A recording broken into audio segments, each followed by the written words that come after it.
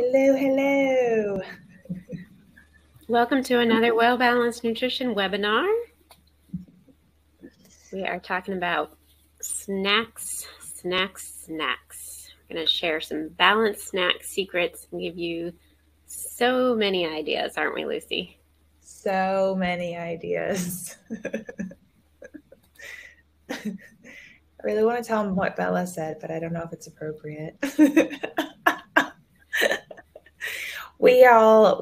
Just for the record, maybe it's too soon to share this, but we're all pretty big fans of snacks at Well-Balanced Nutrition. So if you're anti-snacks, then you came to the wrong place.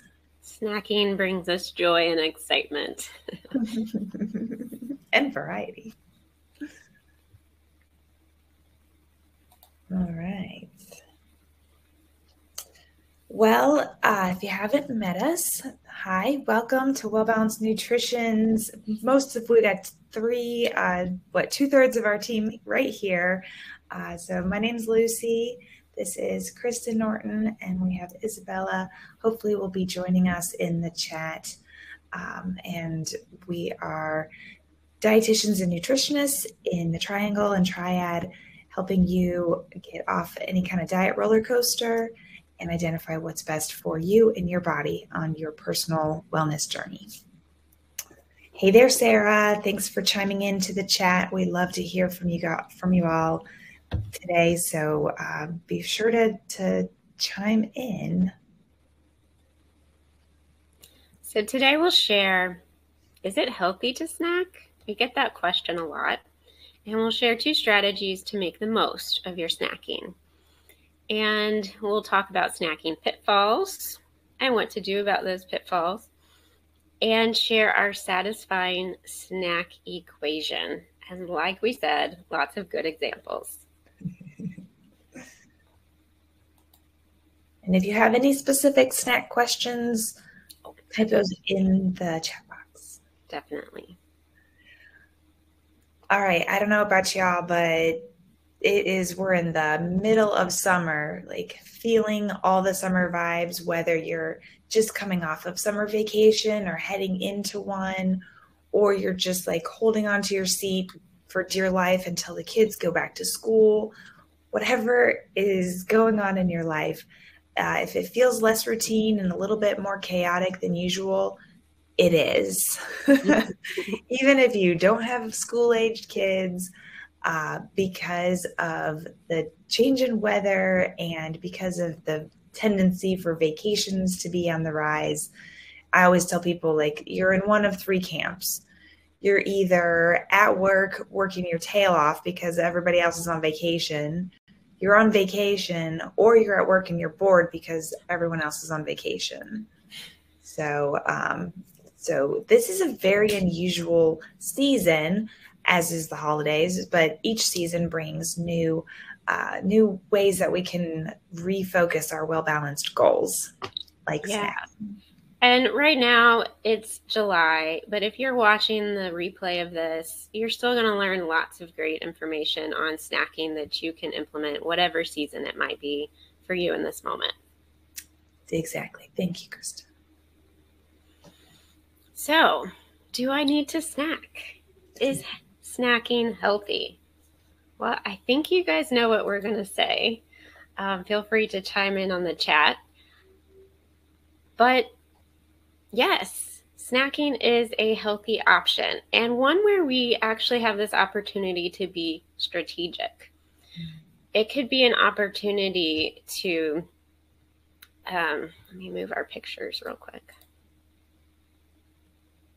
Move over here for a second. It could be an opportunity, let's say we're focusing on protein, or maybe we're focusing on a mineral like calcium or magnesium. And we can make snacking just an opportunity to get some of those things in. It can also be a strategic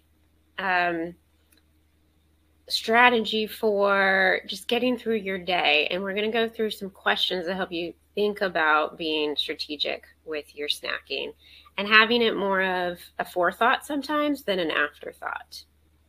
Mm-hmm. Let me move us back over. So speaking of those good questions that Kristen mentioned, the first and foremost is like, how do I know if I need a snack? And that is where we like this mindful pause to ask yourself, okay, I'm feeling munchy, or I'm thinking about eating X, Y, or Z. Is that right, wrong? What should I do right now? So the first question is, how long will it be before my next meal? I think about a lot of people that I see where they're eating breakfast at like 7:30 in the morning, and then they might not get to lunch break until 1:30 or 2 in the afternoon. And that's a lot of hours to go without food. And if you're downing cups of coffee, or you're just busy plugging away, sipping on your water throughout the morning, you might not feel hungry, but there's a really good chance that your body's like, wow, I need more energy. So if you know it's going to be a lot of hours, I would say more than 3 or 4 before your next meal, then it's a good opportunity to sneak in some more energy to fuel your brain and body for work or play. Another question we can ask ourselves is, am I doing anything that will require extra energy or concentration? We might not think of food as a fuel for, thinking, but it absolutely is. So just like Lucy said, if we're tapping away at work and we're just fueled by coffee, we're missing out on an opportunity to really fuel our brains with the carbohydrates and other nutrients it needs. So maybe you're studying for a big exam and that's more than your brain is used to. Maybe you're working hard on a big project. That's going to require maybe a little extra energy or concentration that you might want to make sure you have a snack for. Yeah, people really underestimate that concentration piece. I often remind people that even if you're sitting at a desk and you're thinking like, I'm just sitting at a desk, like I'm not really burning a lot of calories. Fun fact, of your calorie burn for the day, your brain is using up to 20% of that energy. Say it again. A big chunk, yeah. 20% of the food you eat is just to fuel this thing up in your head. So with that in mind, if you're thinking, well, I'm just sitting at a desk, I don't really need to eat that much, you're wrong. Okay. That's a little harsh, but you really do need to take your brain into consideration. So we think a lot about the rest of our physical body and how we need to fuel it for exercise or for babies or for this and that. But your brain is also very hungry, literally. So fueling for your brain is important. Oh, I love this question. What was the last thing I ate before I left? Or what was the last thing I ate? And taking that into like, why am I hungry right now? Or why do I feel hungry right now? I like to eat oatmeal at breakfast, and I've recently realized it really only keeps me going for about 2 hours. So I know that my body is saying like, oatmeal's okay, but I'm going to need some more protein, maybe fat to give me more long-lasting energy.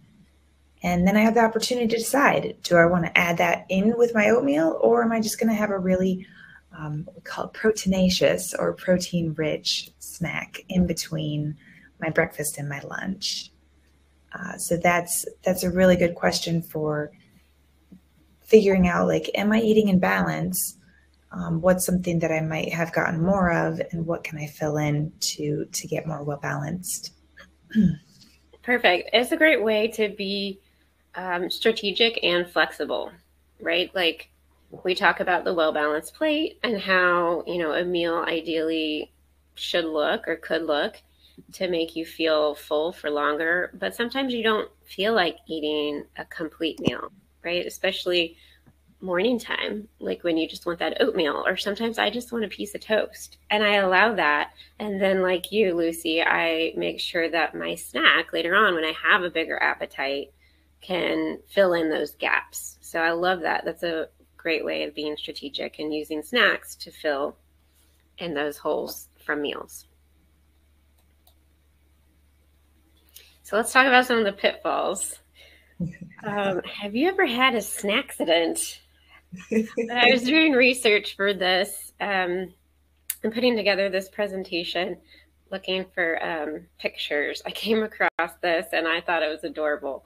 And it came with a little definition of just, oops, accidentally eating an entire bag of potato chips or whatever it might be.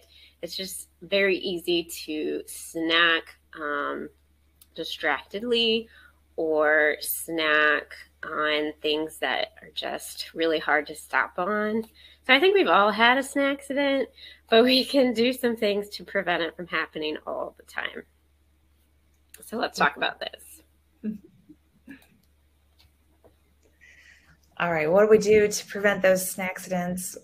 Yeah, it's always a good idea to have your small plate or bowl handy so that it's easy to just portion out a small serving and then put the rest away. My husband just will never, I don't know ever, but he grabs that whole bag of potato chips. And then sometimes I look at it and I'm like, babe, do you want me to take that away? Because he cannot stop. And it's just like, I may want some potato chips later and they're going to all be gone if I don't stop him. So those foods, especially in crinkly packages, are designed and made to be very palatable. So it's easy to just keep going.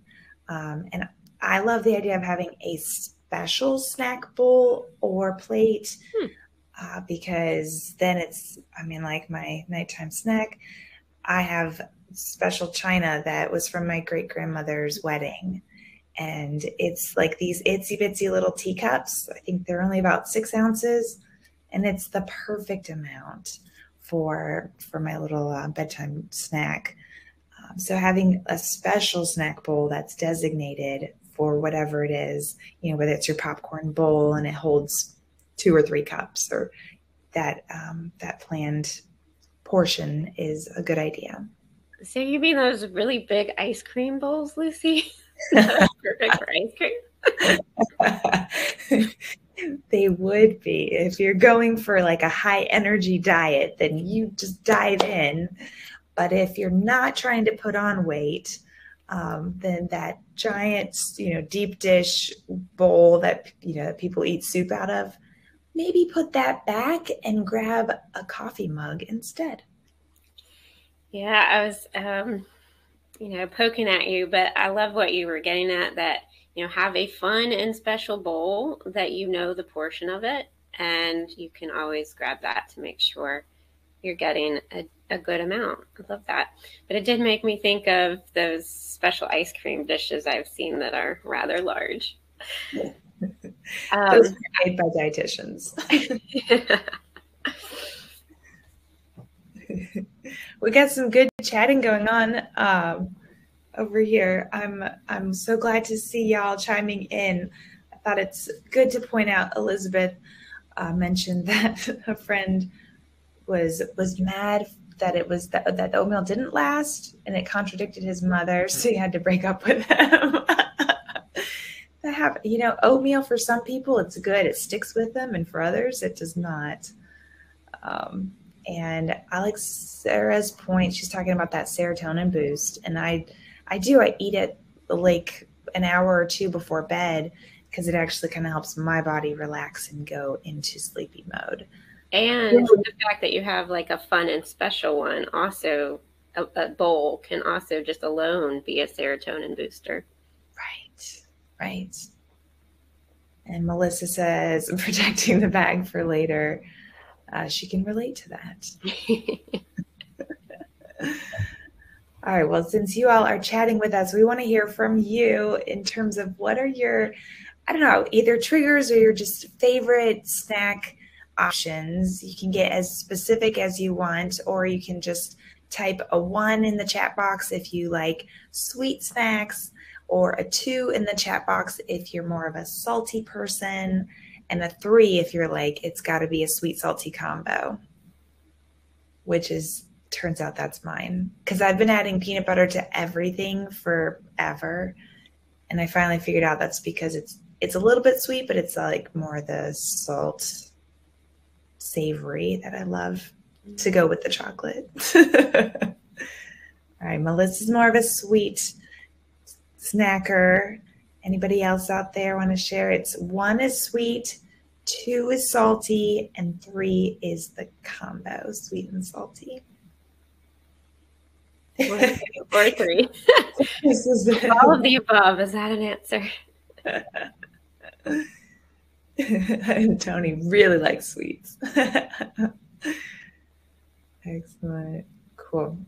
Thank you for playing along. Well, we're going to share some examples and ways to make sure that you're choosing the right snack so that it can still satisfy your preferred taste bud experience, but then may also serve your overall health and wellness goals without making you feel guilty. Yeah, first let's go into a little bit more of the Pitfall Solutions. So we did talk a lot about using a plate or bowl, so I'm going to skip ahead to the next one about eating mindfully. So what do we mean when we say eat your snack mindfully? Well, it could be many different things, all of these or some of these. So first you could ask yourself, why are you eating, and whether you're truly hungry. So oftentimes we can be maybe triggered to have a snack because we're avoiding a challenging emotion.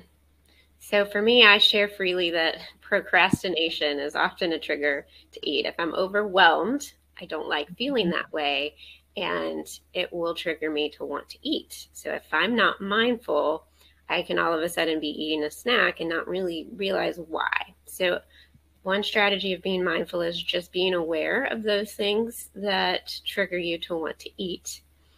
And, being kind around that, but asking yourself, am I truly hungry, or is this another trigger?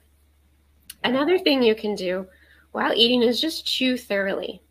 I just got off a call with a lovely gal who was like, whoa, I did not realize how fast I was eating until I brought some attention to that. And I had to remind myself that nobody is taking away my food. So I think we can all, for different reasons, get into the pattern of eating quickly.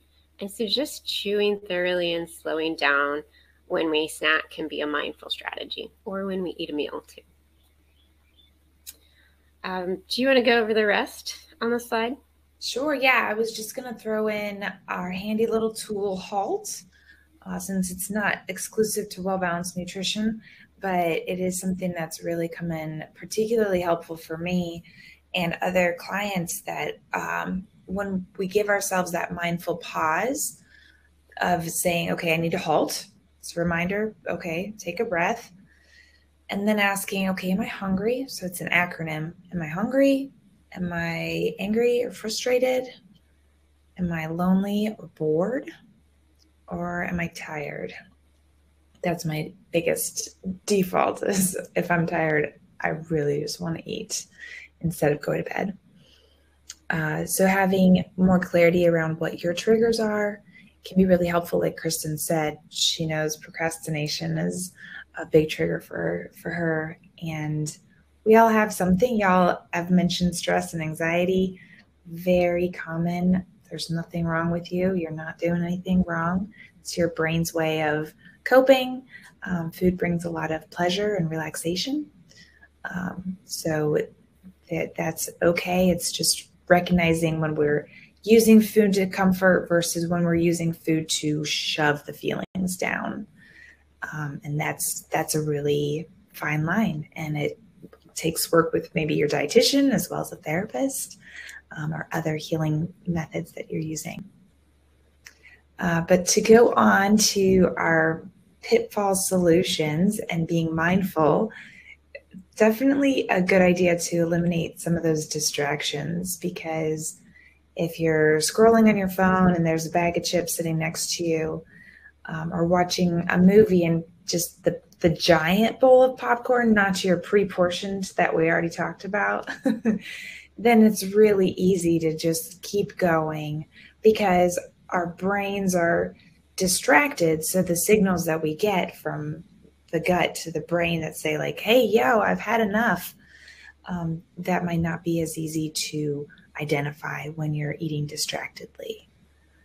So putting down the phone, I've been giving myself permission to listen to like audiobooks or podcasts because it feels a little less distracted, but still gives me some little entertainment for my lunchtime, which is when I do my mindful meal. And how about Kristen, you finish us off? Sure. So, and part of what came to my mind when you were saying, lessen your distractions is that we can really miss out on the opportunity to really enjoy the snack if we're overly focused on something else. So I also like to have some form of entertainment, whether it's just being social or listening to something. But we also still want to be able to engage all of our senses and notice how the food is making us feel. So being able to check in with ourselves, smelling the food, savoring it in our mouths, especially I always say the first 3 bites are a great opportunity to really just savor and engage all of those senses as we eat our food.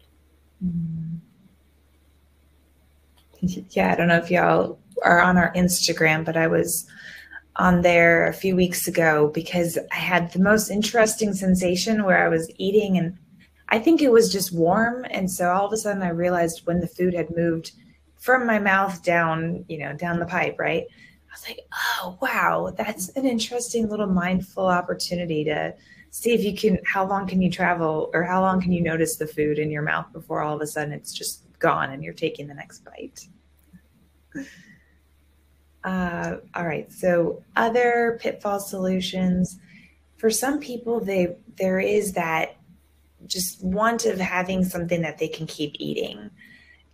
I've realized I'd rather eat my nighttime snack that's medium on the energy density versus a cookie, because a cookie, it's like that much and it's sweet and tasty, but it doesn't satisfy that urge to like really fill myself up, if that makes sense.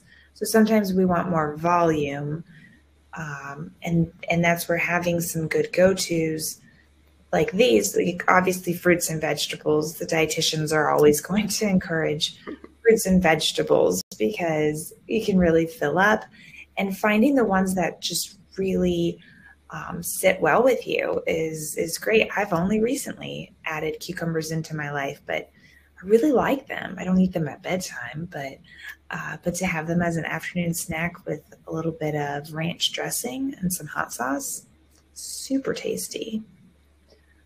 So having some of those lower energy, dense foods like fruits and veggies or a big bowl of, light popcorn is a great way to still satisfy that urge to eat in bulk and feel full, but not feel icky from eating a whole bag of Cheetos.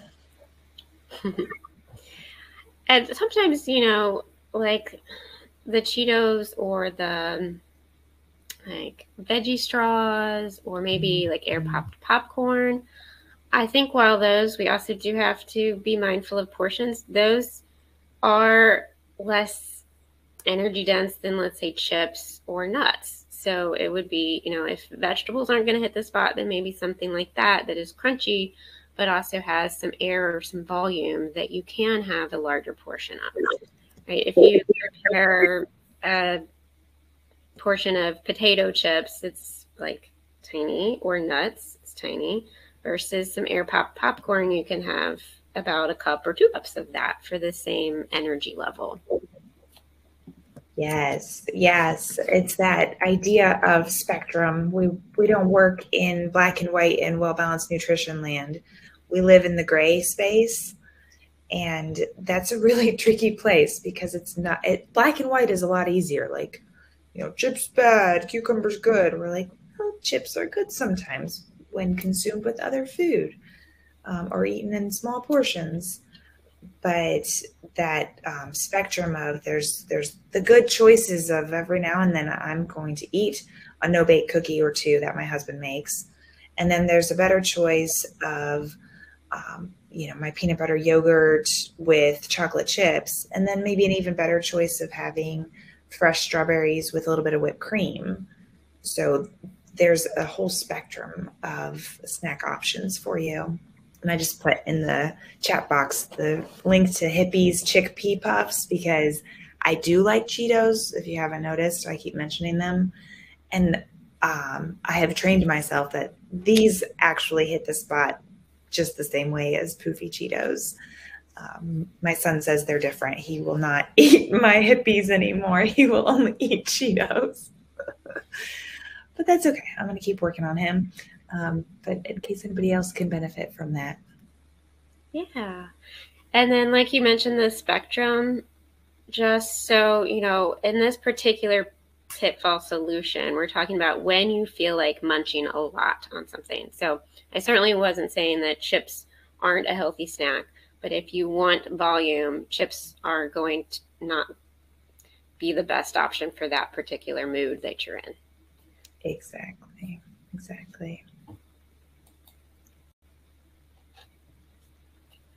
Well-balanced snacks that satisfy. If you've worked with us, then you will probably have already seen this equation, but it's always good to review. The well-balanced snack equation is recognizing that ideally, I'll say, it's great to balance out our carbohydrate foods with healthy fats and or protein. Fun fact for anybody that hasn't been following us, carbohydrate foods include fruits and vegetables. Did you know your fruits and veggies also a good source of healthy complex carbs? Complex carbs, we'll go through a couple more examples, but those are going to be more of the whole grain, starchy vegetable type of options versus the white bread and white potato chips and all of that. So that's one part of the equation is our carbs. And then to balance out the carbs, which could potentially give you a little blood sugar spike, it might give you energy for short term. But in order to keep that energy going, that's where our healthy fat and protein come in. Somebody mentioned, I think it was Elizabeth mentioned peanut butter crackers. And I have nothing against, those Lance peanut butter crackers. We keep those in the diaper bag because they're good for anybody that might be getting hangry while we're on the go. But they're really low in the healthy fat and protein department. Those are really just a short hit of mostly carbohydrate energy, and they're not going to be equivalent to the snack equation. So we'll have some more ideas for you coming up, but just keep that in mind where it's like, well, these crackers have cheese in them. It's like, yeah, it's a wink and a nudge.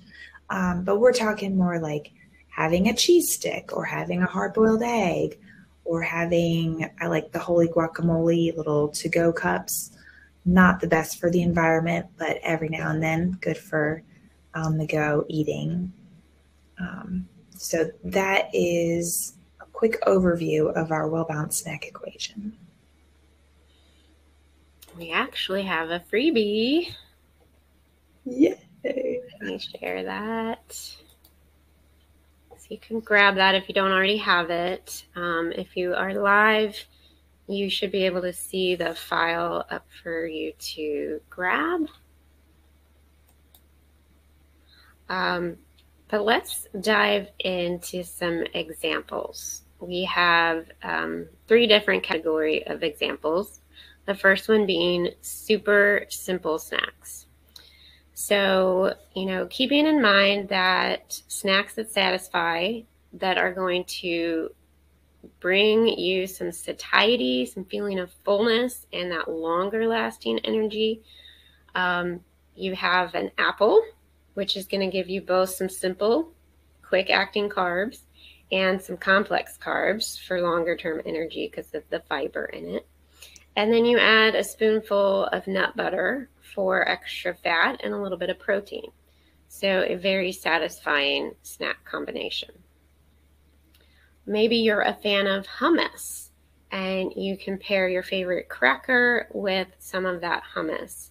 And you're going to get a combination of carbohydrates and fat from that particular pairing.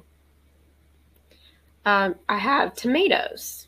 These are growing in my little container garden right now, so it's so exciting, these little cherry tomatoes. So, you know, a handful of those. I think when it's summertime and they're in season, they're so tasty. Mm-hmm. And I used to never think of them as a snack, but pairing them maybe with a couple cheese sticks or and maybe some basil, tie it into that kind of mix. It's a simple grab and go kind of thing. I have edamame here in the middle, and it's kind of by itself because it's unique in that it does contain some carbohydrates and it contains a little bit of fat and protein. So it's this whole little package all in one. So perfect. So perfect. So you might see these at like an Asian restaurant. They'll just serve them with a little bit of salt on the outside and you pop the seeds into your mouth. And you can find them in the frozen section where you just microwave them and they're ready to eat. Or you can find them deshelled already. Okay. And then lastly, we have just kind of a trail mix with a little bit of pretzels, a little bit of popcorn, and a little bit of nuts. And you might want to take that a little bit further with the protein and pair it with some boiled eggs. So those are our super simple snack ideas that go along with the snack equation. You don't have to eat them in our combinations, but these are some tasty combos if you're open to trying something new that you haven't tried before.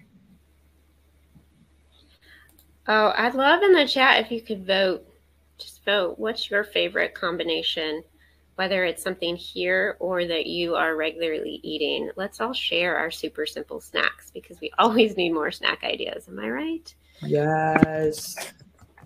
I actually do carrot plus peanut butter instead of an apple.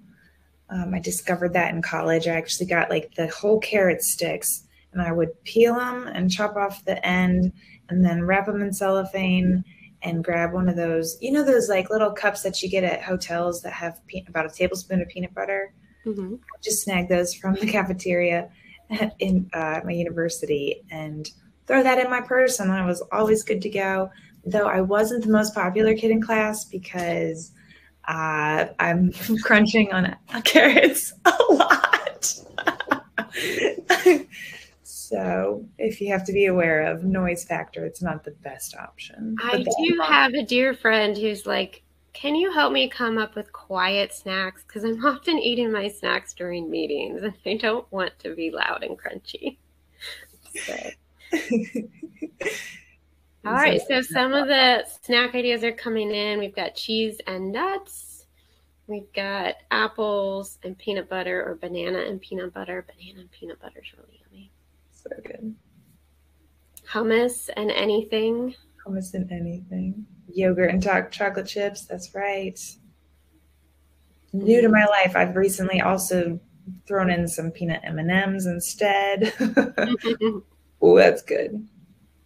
Yeah, so I like crunchy on top of my yogurt. So I've done yogurt and the chocolate chips. Sometimes I've taken a little bit of chocolate Cheerios for my kids' stash on top of some yogurt. And then I've also done like a chocolate-ish granola. So I'm definitely a fan of chocolate something on my yogurt. She's a girl who knows what she likes. Yeah, and if you all hop onto our Instagram page at the end of this, we'll send you there. But I just added my favorite bedtime snack right now, which is a little bit of peanut butter, a little bit of honey, and just plain Greek yogurt mixed together, and then a topping of some little sweet cereal. I have Lucky Charms going on right now. Love it. Love it. We got Cheerios and chopped walnuts. That's a yummy one. Oh, very nice. All right. Fun and fancy. I love this. I think Kristen might have more to offer on this one because her kids eat even more than mine. But finding fun ways to make well-balanced snacks. There's a movement, if y'all have seen them out there, like the apple donuts, where you just you slice up an apple and you core it, or vice versa. Anyhow, you take the core out and then slice up the apple in these rounds. And then they're doing things like some nut butter. So you have like a little apple sandwich thing. So get fun and creative is a great idea. Yeah, sometimes you just want to elevate your snacks. And when you're busy and you don't have the time, totally cool to keep it simple. But if you're like, I'm a little bored and maybe it's time to get a little fun and fancy sometimes, then I love this apple wheel idea. It gets you a serving of fruit. It gets you some fat and protein from your nut butter, and then you could put on some chocolate chips or some more nuts, and then it's got a great crunch, and it's just fun. If you don't want to do this maybe for yourself on a daily basis, then it would be like a great fun appetizer or entertaining, something to do as you're entertaining, or if you have young kids or grandkids, get them in the kitchen and having fun with their food in this way. Another fun and fancy treat is making your own hummus. I recently started making my own hummus and realized it is fairly easy to do. There's not a ton of ingredients, and you can have a ton of combinations of hummus. It's amazing to me. So I've made this beet hummus twice, and it gives you a serving of veggies from the beets, and then it has beans in it. It's not only made from chickpeas, but it has some white beans in it too, so a little different from your store-bought. And you're going to get healthy fat, you're going to get fiber, you're going to get protein, so full and balanced. And then, if it's, again, entertaining, you could just stick in those little veggie sticks with it, or just eat it as it is. Great flavor. It's a fun wow factor. I've made it for a party that I went to, and even the little kids liked it. So I thought that was That's always good. Kid approved. Energy bites. Oh my goodness. I went through an energy bite and a muffin phase, and I'm wondering what happened to it because they're so good. So I'm going to bring them back after our talk today. But energy bites, they are just as they sound, right? Like, these are not a low-cal food, but they are great. Just kind of, I need a little something, or my taste buds want a little something. Like, I finished lunch and it's been 30 minutes or an hour and I'm still just like, I want one more thing. Then maybe grabbing an energy bite. And there's hundreds, thousands, I don't know. There's a lot of different recipes online, but one of the most simple is to just mix together some quick oats, some peanut butter, and maybe a little bit of honey, throw in some of those mini chocolate chips, and then do you let it sit? I can't remember if you let it sit and cool first and then make the balls, or vice versa. I think it depends on the recipe. Sometimes I've been told to put it in the fridge so that it's easier to mold, or sometimes you mold it and then put it in the fridge or freezer to harden a little bit. But I think they're great for post-workout or like an afternoon snack when you need something a little more energy dense and equally like tasty and satisfying to get you through. I think that's a great option. Yeah. Yeah, they satisfy that sweet tooth for sure. And you can make them in a way that is less sugar than something out of a crinkly package, like a Little Debbie snack or whatever, but it still satisfies that want. And then muffins, you can quickly whip up some mini muffins for the week, and those can offer a great snack. These are pumpkin and nut butter muffins that I make every year because they're just easy and tasty. Mm-hmm.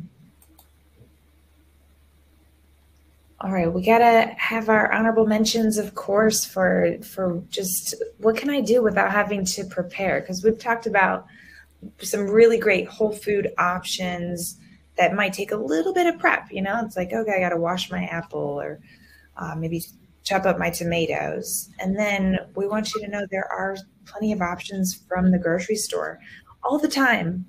You know, there was the movement of like only eat the perimeter of the grocery store.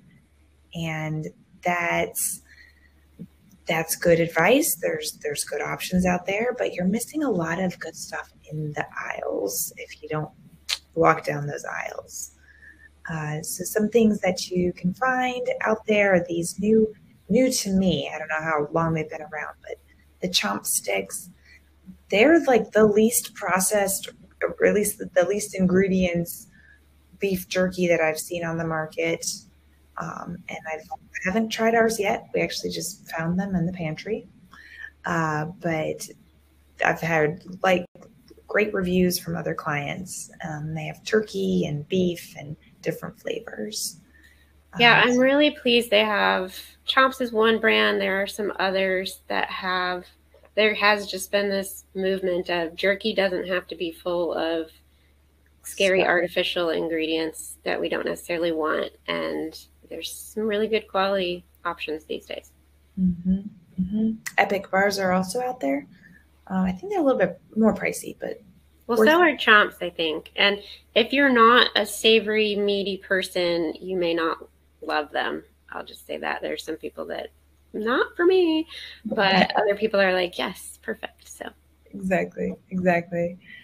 So if you prefer more of the plant protein and healthy fat, that's where finding some, if you need something on the go, grabbing those pre-portioned snack packs of nuts is a good one. I like is it Blue Diamond, the nut company that does the little 100-calorie packs with walnuts and some dried cherries. Those are really, really good. And then Smart Food is nice. That's actually at a lot of the convenience stores. So if you're on the road on a road trip and you go in and you're like, man, I just really want something crunchy and salty and tasty to entertain me for the rest of this road trip. Smart Food I've found at like a good number of the sheets and different convenience stores. So that's a good one for travel. Not so good for travel are the Azo bars, but they are absolutely delicious. They're frozen yogurt bars, and they come in lots of different flavors. And they're really nice because it's just a little portion, kind of just enough for that, like, that really just hit the spot. Yeah, and because they're made of yogurt, they contain some protein. So not something you think of in your frozen treat. So that's one of my favorite bedtime treats if I'm needing something. Excellent. Yeah, and I love the nut butters for that. As you have heard, I have a little bit of an addiction with nut butters, and the RX bar or the RX bar brand also has a nut butter, which is nice for on the go. And they've added that little bit of egg whites, so it has even more protein than just your standard peanut butter. And goes well with Bella's go-to snack, which are some rice cakes with a little bit of a smear of nut butter on it. And I've seen people get really creative with rice cakes where, they treat it just how that slice of apple was.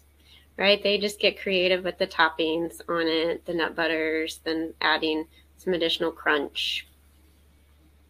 Yeah. And then I've put Good Culture cottage cheese here. It's a great way to get a little bit probiotics in and an excellent source of protein that could make a great snack as well. I'd love to hear again in the comments, what are some of your favorite go-tos from store-bought, whether we've listed it here or we haven't listed it yet. Sarah says that Sheetz also has some freeze-dried fruit now. That's awesome. And apple chips. Love it.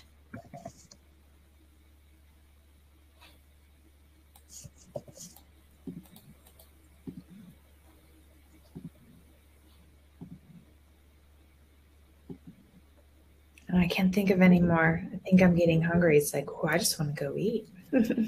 I know. We've thrown a lot of ideas at you. So let's do a quick summary. You're still welcome to put things in the chat. We'd love to hear from you. But let's go over what we learned today. So snacks can be a healthy and important part of your diet. You've learned some questions to ask yourself and to think about whether you need to plan for a snack. And that may change from day to day if your days look different. And it's also a way to be strategic about meeting your nutrition needs. Chocolate covered almonds. Those sounds so good. So good. Someone mentioned that as a favorite. You do have to be a little careful with chocolate covered things. I went to visit home once, and my family was really excited to show me like chocolate covered blueberries, I think it was. And then when we looked on the snacks, it wasn't quite the healthy snack that they were thinking it was. So definitely delicious, but just make sure you're understanding completely. And the portion, I think that's probably the biggest part. Is like the small snack dish is a good one for our chocolate covered almond moments. Yeah. Which is a good reminder of our mindful eating and how to give ourselves the permission to enjoy the things that we like. Try to do it in a way that's undistracted or less distracted in order to eat those and enjoy them and find them more satisfying. And then we share the satisfying snack equation that can help you stay full and energized longer. And just, I find when we share it with people, it helps them feel more confident about putting together their own snack combination. That's right. Lots of different ways. And I added in the chat so y'all had more dip ideas. Kristen mentioned her beet hummus, and there's a few more fun dips and things to try in our new blog on the website. So, and if you're watching the replay, check out below, and we'll try to link as many of those things we've shared live with y'all replay watchers too. So we want to know, how are you guys going to implement these ideas? Were there new ideas, aha moments, or just fun combinations that we share today that you're going to try at home? Share in the comments and maybe even write it on your to-do list, because inspiration without action is just entertainment. And we're here to entertain, but we also hope to inspire you to try some new things.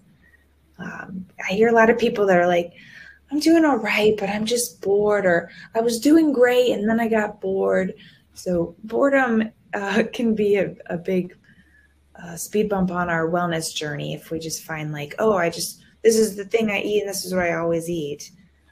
So having some variety is important. Thomas is going to try beet hummus.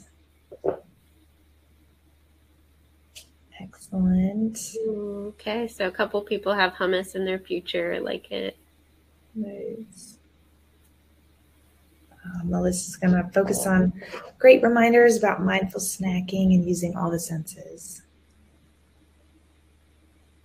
Hippies. I need duct tape. I mean, I'm thinking you could just get a smaller bowl, perhaps. Maybe, Tony. What do you think? Someone said they need to duct tape their bowl to make it smaller for their popcorn. That's why we're giggling.